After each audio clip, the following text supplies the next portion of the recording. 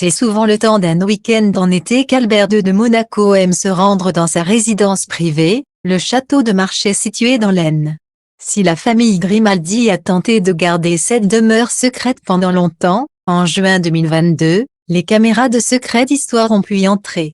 Caché au milieu de la forêt, à l'abri des regards et surtout des médias, se dresse le château de Marchais, résidence secrète du prince Albert II de Monaco. En juin 2022, pour la première fois, Stéphane Bern a été autorisé à faire découvrir la demeure au public, à travers les caméras de Secret d'Histoire. Il s'agit de la résidence la plus privée de la famille Grimaldi, d'après les explications du spécialiste. Aucune caméra de télévision n'a jamais filmé ce château, a affirmé le journaliste de 58 ans.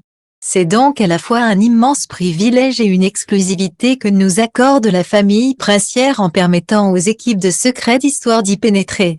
C'est le duc de Valentinois, futur prince Charles III de Monaco, qui a fait l'acquisition de cette vaste propriété en 1854. Il cherchait une demeure non loin de la Belgique pour son épouse, la mère du jeune Albert, alors âgée de 6 ans, la princesse Antoinette de Merode.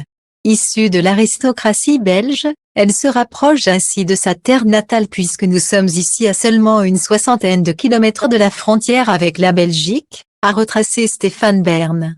Pour l'arrière-arrière-grand-père du prince Albert II, ce château et son parc sont un enchantement. Il dira même que c'est ici qu'il a passé les jours les plus agréables de son enfance, a poursuivi le présentateur.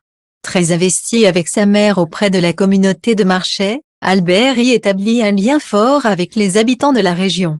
Une relation qui perdure d'ailleurs, a précisé l'auteur de nombreux ouvrages historiques. En effet, lorsque le prince Albert II se rend au château de Marchais avec sa femme Charlène et les jumeaux Jacques et Gabriella, il n'hésite pas à se mêler à la population du village, composé de 430 habitants, comme Jean Pestel, un résident local, avait affirmé auprès de La Voix du Nord en 2019, on le laisse tranquille, mais il ne faut pas croire qu'il est renfermé. Il parle à tout le monde. Parfois, il va au bar à Liès. Un jour, il est tombé sur un homme en pleine conversation qui râlait après lui. « Vous connaissez le prince ?» lui a-t-il demandé. « Non. »« Eh bien, c'est moi, et ils ont bu un pot ensemble. » Et d'ajouter toutefois, quand il est là, on lui fiche une paix royale. Le souverain vient ici pour être un peu tranquille. Pouvoir se détendre et circuler en toute liberté. Cela fait un siècle et demi que la famille princière de Monaco est propriétaire de cette magnifique demeure de la Renaissance.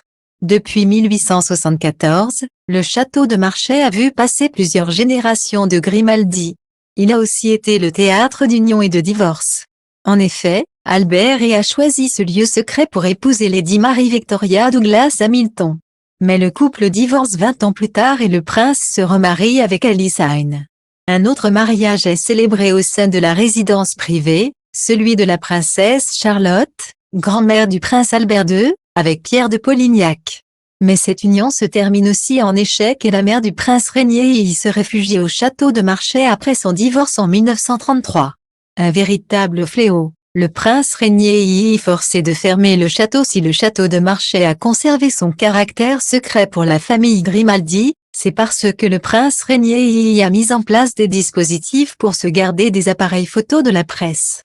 Le prince Régnier a été obligé de tout fermer à l'époque où les paparazzis ont commencé à photographier ses 2 filles.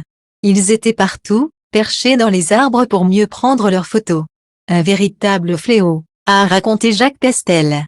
Auparavant pourtant, le domaine de 1500 hectares était ouvert aux villageois qui venaient jouer aux boules l'été, dans l'allée du château. La famille Grimaldi a l'habitude de poser ses valises à Marchais 1 ou 2 week-ends en été, ou bien en septembre ou en février, période propice à la chasse. Le prince Albert n'est pas un vrai chasseur, a indiqué Jacques Pestel. Il aime trop la nature. Quand il a l'animal au bout de son fusil, il a du mal à tirer. En revanche, sa sœur, la princesse Caroline, est une mordue.